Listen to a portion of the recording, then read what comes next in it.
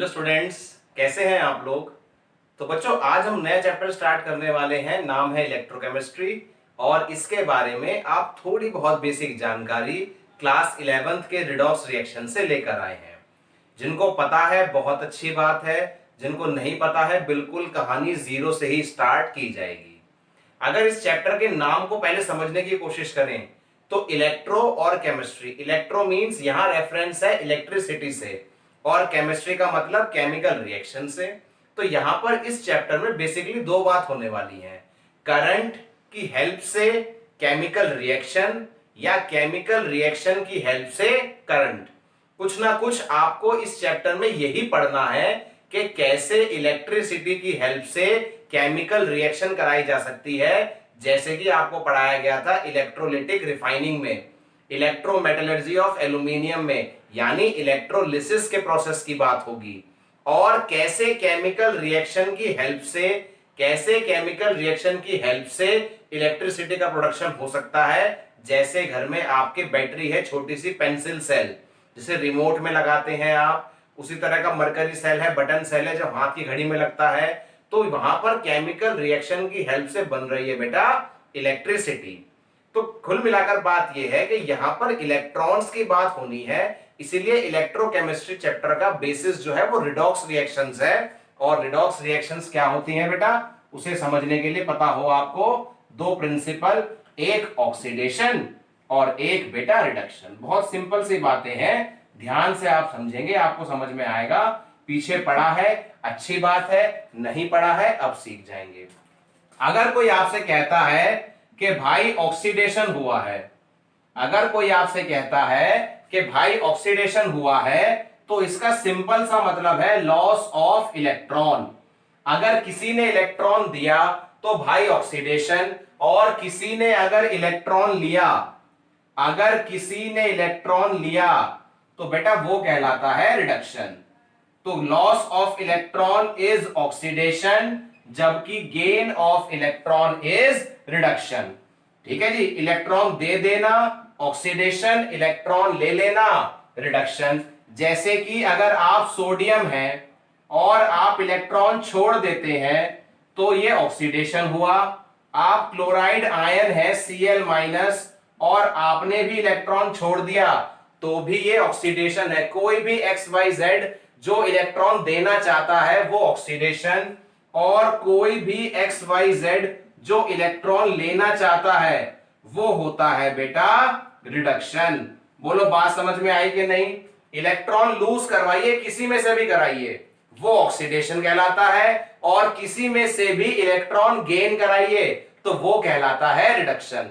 क्योंकि इलेक्ट्रॉन से ही इलेक्ट्रिसिटी है और वही इस चैप्टर में पढ़ना है, इसलिए बेसिक कॉन्सेप्ट क्लियर हो कि what is oxidation and what is reduction. अब दोनों काम चलते साथ साथ हैं। पूछा कैसे, क्योंकि भाई अगर कोई इलेक्ट्रॉन छोड़ रहा है किसी सिस्टम में तो उसी सिस्टम में कोई ना कोई इलेक्ट्रॉन ले भी रहा होगा। एग्जाम्पल के तौर पे समझिए कि आपके पास दो सोडियम के एटम है बेटा, और वो रिएक्ट कर रहे हैं क्लोरीन से और बना रहे हैं 2NaCl।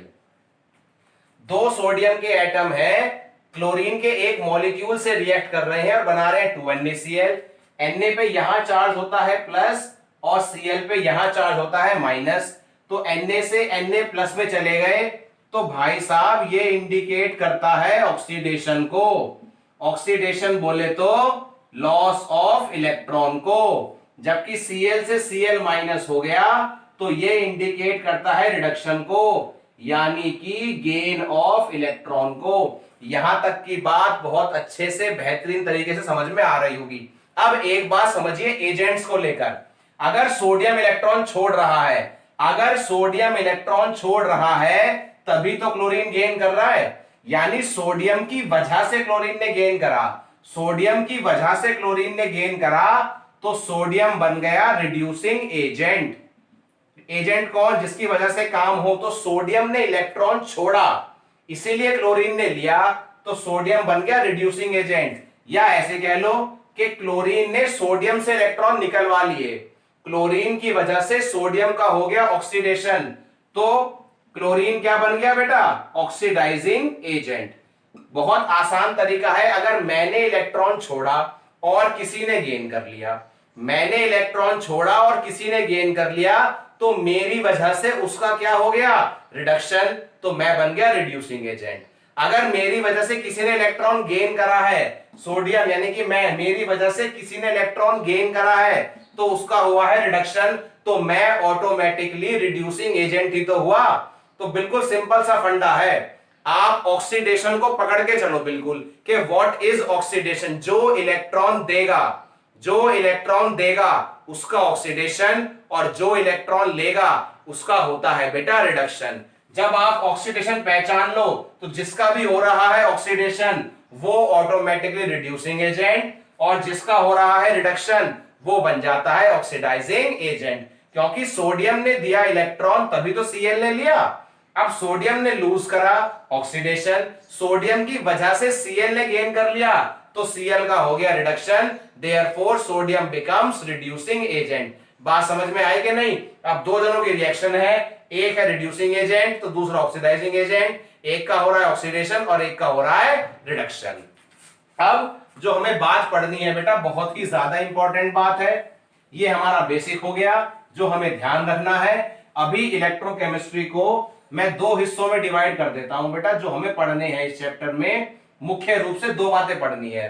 एक पढ़ना है बेटा केमिकल एनर्जी से, यानी केमिकल रिएक्शन से, केमिकल एनर्जी से, केमिकल एनर्जी से इलेक्ट्रिकल एनर्जी, केमिकल एनर्जी से इलेक्ट्रिकल एनर्जी, और बेटा एक इसका रिवर्स, इलेक्ट्रिकल एनर्जी से, इलेक्ट्रिकल एनर्जी से आप कन्वर्ट करना चाहते हैं, कराना चाहते हैं केमिकल एनर्जी या केमिकल चेंज।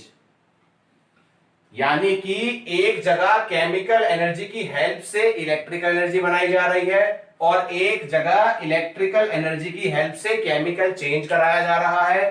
तो इसका एग्जाम्पल होता है बेटा इलेक्ट्रोलिटिक सेल, इसका एग्जाम्पल होता है बेटा इलेक्ट्रोलिटिक सेल। आप सभी जानते हैं, आपने सीख लिया है, एक बीकर में लिया था हमने कॉपर सल्फेट, प्योर कॉपर का बनाया था एनोड, प्योर कॉपर का बनाया था कैथोड, इम्प्योर का बनाया था एनोड, कॉपर सल्फेट भर दिया था इसके अंदर।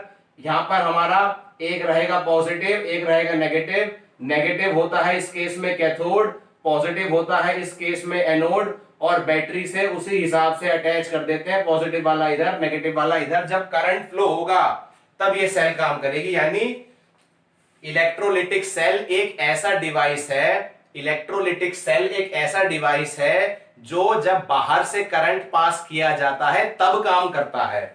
जबकि यहां जो हमें पढ़ना है, अभी मैं रफ डायग्राम बना रहा हूं, एक कैथोड रहेगी, एक एनोड रहेगी, बीच में रहेगा सॉल्ट ब्रिज, दोनों सॉल्यूशंस अलग अलग रहेंगे, वायर से कनेक्ट करेंगे, और यहां पर केमिकल रिएक्शन की हेल्प से, केमिकल रिएक्शन की हेल्प से आप इलेक्ट्रिसिटी बनाएंगे।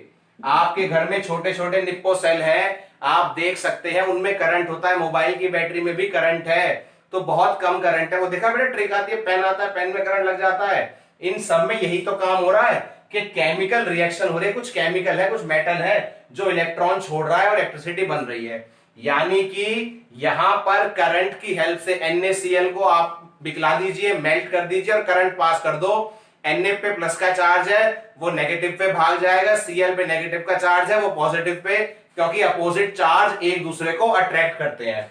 तो इलेक्ट्रोलिटिक सेल समझ में आ रहा है ना काम, करंट की हेल्प से रिएक्शन कराना और यहां रिएक्शन की हेल्प से करंट बनाना। यानी यहां करंट प्रोड्यूस होता है जबकि यहां पर करंट की हेल्प से केमिकल रिएक्शन कराई जाती है। यहां कैथोड एनोड एक ही सॉल्वेंट में, एक ही बीकर के अंदर प्रेजेंट होते हैं, जबकि यहां कैथोड अलग अलग बीकर में लिए जाते हैं। यहां पर एनोड नेगेटिव है, यहां इसका उल्टा है, यहां पर एनोड पॉजिटिव है, यहां एनोड नेगेटिव और यहां एनोड पॉजिटिव। यहां की जो रिएक्शंस हैं वो तभी चलेंगी जब करंट पास होगा, जबकि यहां पर रिएक्शंस की वजह से करंट फ्लो होगा। यानी कि हमें इस चैप्टर में दो बातें जो पढ़नी है, दो बातें जो मेन पढ़नी है, उसी का इंट्रोडक्शन आपको दे दिया गया है बहुत अच्छे से। इलेक्ट्रोलिटिक सेल में इलेक्ट्रिसिटी की हेल्प से, इलेक्ट्रिसिटी की हेल्प से केमिकल रिएक्शन कराई जाएगी। दिमाग में बिल्कुल क्लियर, इलेक्ट्रोलिटिक रिफाइनिंग पढ़ ली हमने, इलेक्ट्रोमेटलर्जी ऑफ एल्यूमिनियम पढ़ लिया, तो वहां से मुझे ये आइडिया हो गया। जबकि यहां पर मैं केमिकल रिएक्शन की हेल्प से करंट बनाने वाला हूं। अब इसमें एक पॉइंट और ध्यान रखना कि जब इलेक्ट्रोकेमिकल सेल की बात होती है, इलेक्ट्रोलिटिक सेल, और यहां बात हो रही है किसकी बेटा, इलेक्ट्रोकेमिकल सेल की। अभी बहुत डिटेल में पढ़ेंगे इसके बारे में। तो इलेक्ट्रोकेमिकल सेल में एनोड से जाएगा इलेक्ट्रॉन कैथोड पे, और करंट जो होगा बेटा वो जाएगा कैथोड से एनोड पे। यहां उल्टी कहानी है, करंट तो बाहर से आ रहा है, एनोड धीरे धीरे डिकम्पोज होती रहेगी और कैथोड का साइज धीरे धीरे क्या होता है, बढ़ता रहता है। एनोड से आयंस जाते हैं सॉल्यूशन में और कैथोड के ऊपर जाकर डिपॉजिट होते रहते हैं। ये वाला का एग्जांपल है इलेक्ट्रोलिटिक रिफाइनिंग ऑफ कॉपर का, जो पढ़ा चुका हूं आपको। नहीं तो अगर आपने मान लीजिए NaCl का मोल्टन लिया है, NaCl पिघला हुआ लिया है, तो दो ही चीजें हुई, Na प्लस और Cl माइनस। पॉजिटिव भाग जाएगा नेगेटिव पर और नेगेटिव भाग जाएगा पॉजिटिव पर। आज बाहर बेटा बर्ड्स की लड़ाई चल रही है, पता नहीं क्या हो गया, सुबह से लड़े ही जा रही हैं, और तो थोड़ा बहुत साउंड होने का आ रहा है, करने दो भाई उन्हें जो काम करना है। अब हम पढ़ते हैं बेटा इलेक्ट्रोकेमिकल सेल के बारे में।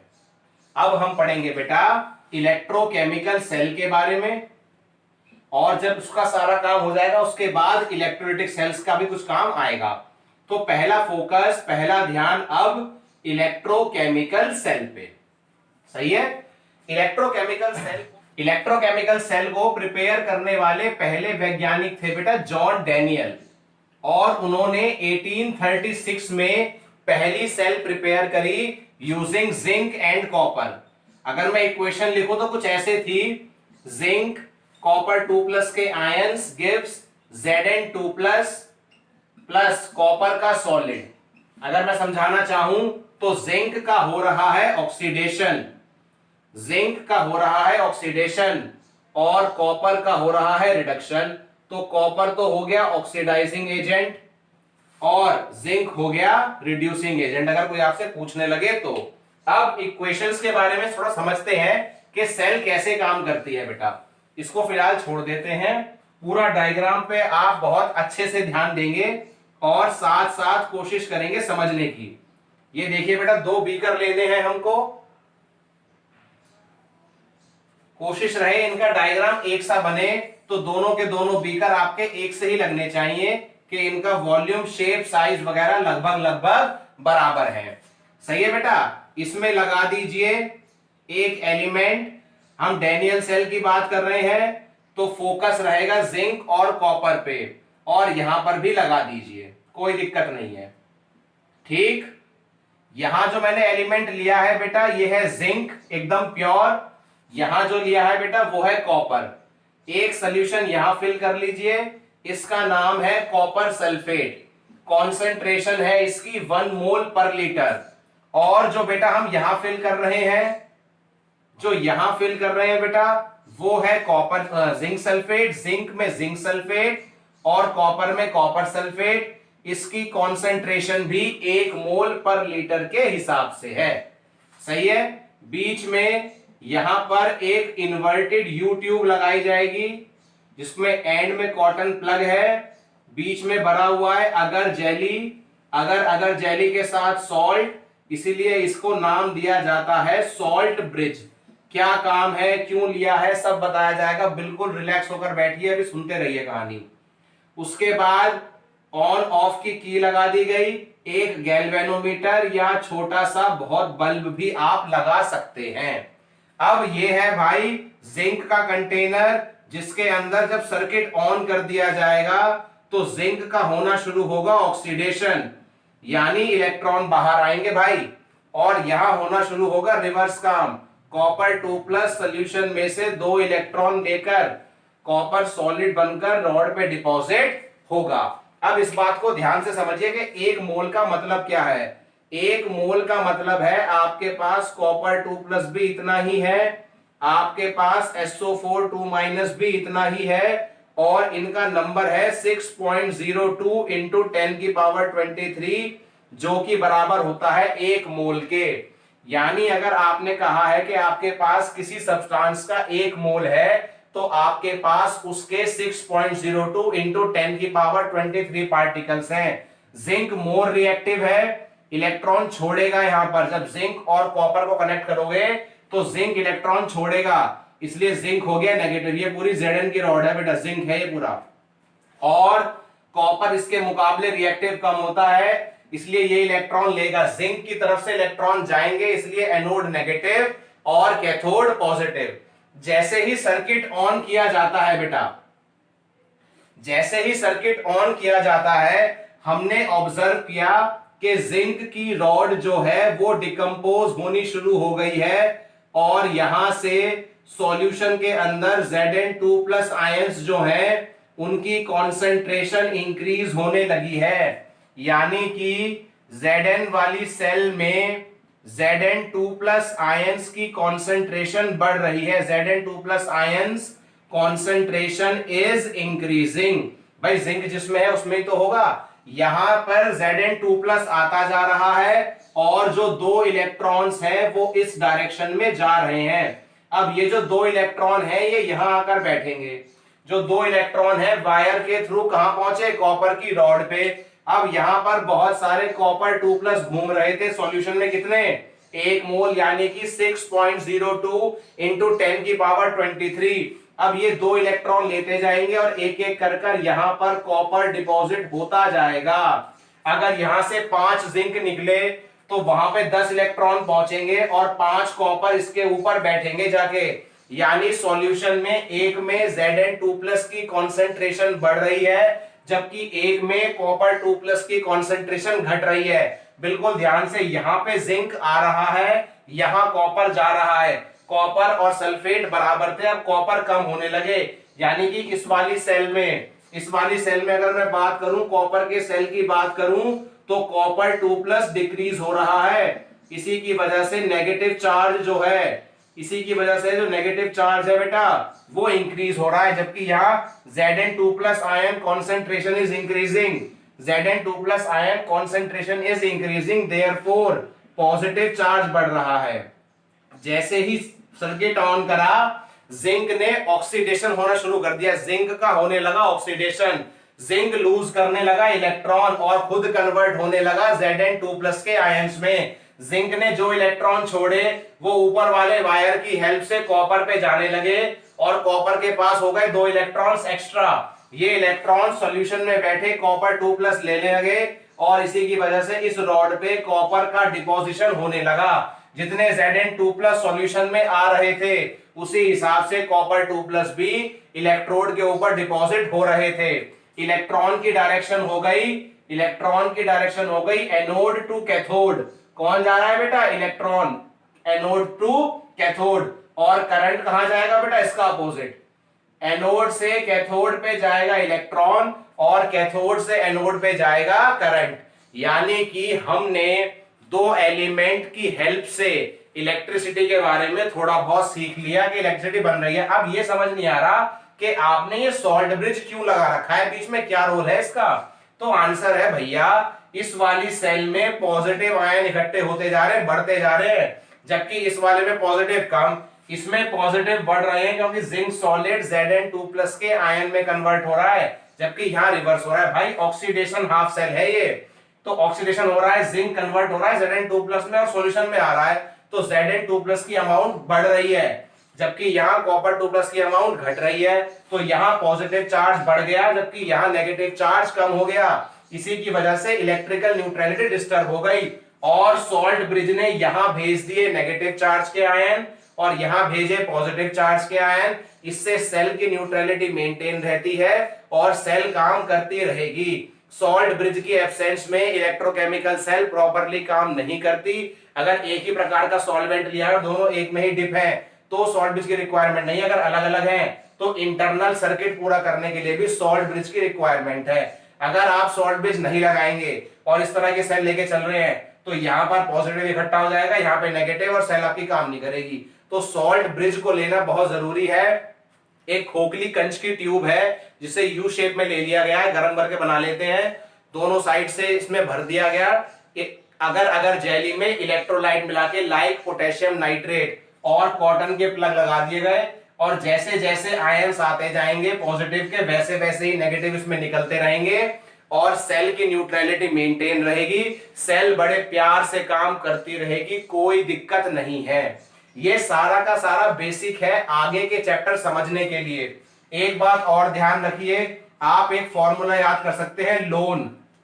लोन मतलब जब आप स्टैंडर्ड सेल बनाएंगे तो लेफ्ट पे हमेशा ऑक्सीडेशन होगा, लेफ्ट पे हमेशा ऑक्सीडेशन चाहिए और एनोड होगा नेगेटिव। तो लेफ्ट पे ऑक्सीडेशन और एनोड बना नेगेटिव, लेफ्ट पे ऑक्सीडेशन एनोड बना नेगेटिव। तो इससे फॉर्मूला बन गया हमारा बेटा लोन, लेफ्ट पे ऑक्सीडेशन और एनोड नेगेटिव। तो राइट हैंड साइड पे क्या हो रहा होगा, राइट हैंड साइड पे हो रहा होगा, राइट में हो जब लेफ्ट पे ऑक्सीडेशन है तो राइट पे रिडक्शन, एनोड नेगेटिव है तो कैथोड हो जाएगा पॉजिटिव। इस वाले काम को दोबारा से देखिए, बहुत अच्छे से समझिए और इसको लिखिए ध्यान से। एनसीईआरटी में सेकंड पेज पे क्वेश्चन है, एनसीईआरटी में सेकंड पेज पे क्वेश्चन है। तीन सेल बनी हुई है, पूछ रहे हैं कि इस बैटरी का जो भी वोल्टेज है हमें नहीं पता, जो भी वोल्टेज है आप मान लो, सपोज करो इसका वोल्टेज है 1.5 वोल्ट। अब तीन केस पॉसिबल है, मैं इस पे अपोजिट डायरेक्शन से बैटरी जोड़ रहा हूं एक, मैं इस पे अपोजिट डायरेक्शन में बैटरी जोड़ रहा हूं, पोटेंशियल लगा रहा हूं।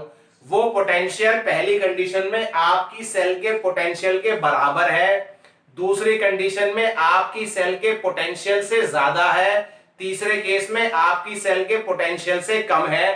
बताइए तीनों केस में क्या होगा। दोबारा से आपने बैटरी लगाई, बैटरी से कुछ वोल्टेज आया होगा, वोल्टेज को बोलते हैं पोटेंशियल। कई बच्चों को यहां ये समझ में नहीं आता कि व्हाट इज पोटेंशियल। तो बहुत ही आसान शब्दों में, एलिमेंट या तो इलेक्ट्रॉन छोड़ रहा है या ले रहा है। अगर बैटरी में काम चल रहा है तो कोई छोड़ेगा और कोई लेगा, एनोड लूज करेगा और कैथोड गेन। तो किसी भी एलिमेंट के इलेक्ट्रॉन को छोड़ने की टेंडेंसी का मेजरमेंट, कि कौन कितनी आसानी से इलेक्ट्रॉन दे सकता है, तो वो उसका हो जाता है पोटेंशियल।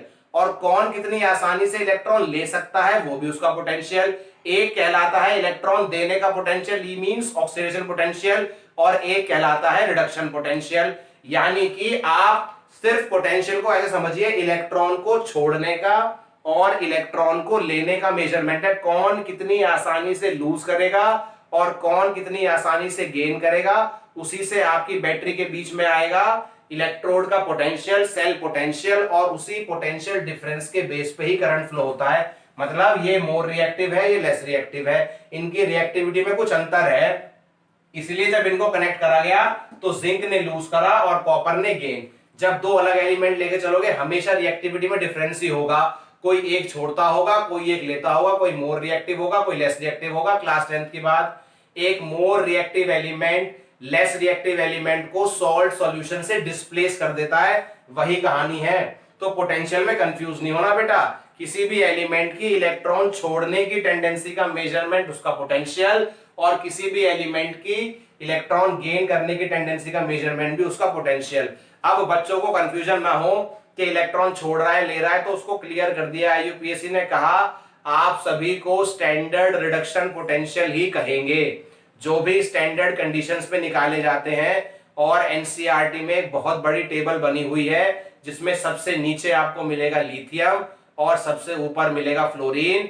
यहां से आपको क्लियर हो जाएगा कि लिथियम की वैल्यू सबसे छोटी है, टेबल देख ही लीजिए, और फ्लोरीन की वैल्यू सबसे बड़ी है। लिथियम सबसे ज्यादा नेगेटिव, और सबसे ऊपर कौन आया है, सबसे ऊपर आया है फ्लोरीन। आप सभी जानते हैं फ्लोरीन इलेक्ट्रॉन लेता है जबकि लिथियम इलेक्ट्रॉन देता है, सोडियम भी देता है, पोटेशियम भी, सब नीचे हैं ये। यानी जिनका पोटेंशियल नेगेटिव में है, जिनका स्टैंडर्ड इलेक्ट्रोड पोटेंशियल नेगेटिव में है, वो एलिमेंट है जो इलेक्ट्रॉन देंगे, और जो ऊपर जाते जाओगे तो उनके लिए इलेक्ट्रॉन लूज करना मुश्किल होता रहेगा और गेन करना आसान। ये आपकी क्लास 10th की बड़ी एक्टिविटी सीरीज है। आपने पढ़ा होगा हाइड्रोजन से नीचे वाले रिएक्टिव और ऊपर वाले लेस रिएक्टिव, सेम वही है। हाइड्रोजन से जो ऊपर है वो रिएक्टिव कम है इलेक्ट्रॉन छोड़ने के मामले में, तो वो लेना पसंद करेंगे, और नीचे के जो एलिमेंट है वो इलेक्ट्रॉन देना चाहेंगे। बुद्धि लगाओ खुद। लिथियम, सोडियम, पोटेशियम मेटल है, वैलेंस में एक इलेक्ट्रॉन है, सबसे नीचे ये एलिमेंट्स आ रहे हैं। यानी कि जो इलेक्ट्रॉन देना चाहता है मतलब जो एनोड बनेगा उसका पोटेंशियल होता है नेगेटिव, उसका पोटेंशियल होता है नेगेटिव, टेबल पे ध्यान रहे। और जो ऊपर आ रहा है, और जो ऊपर आ रहा है वो है फ्लोरीन। फ्लोरीन पीरियोडिक टेबल में सबसे ज्यादा इलेक्ट्रॉन खींचने वाले एलिमेंट में शामिल है बेटा। सबसे ज्यादा एलिमेंट ऐसा है जो इलेक्ट्रॉन लेना ही चाहता है। तो यहां से हमें ये बातें क्लियर हो रही है बेटा आज कि बैटरी इन्हीं दो एलिमेंट्स के बीच में बनानी है, एक जो नीचे है और एक जो ऊपर है। क्यों? क्योंकि इनके बीच में पोटेंशियल डिफरेंस ज्यादा आएगा। आज के लेक्चर को दोबारा से देखिए, एनसीईआरटी के 2-3 पेज पढ़िए, टेबल देखिए, शांति से लिखिए। कोई भी दिक्कत आए, कोई भी दिक्कत आए मुझसे पूछिए, चैप्टर इंपॉर्टेंट है। मिलते हैं बेटा अगली क्लास में, इसी काम कंटिन्यू करेंगे। थैंक यू, जय हिंद।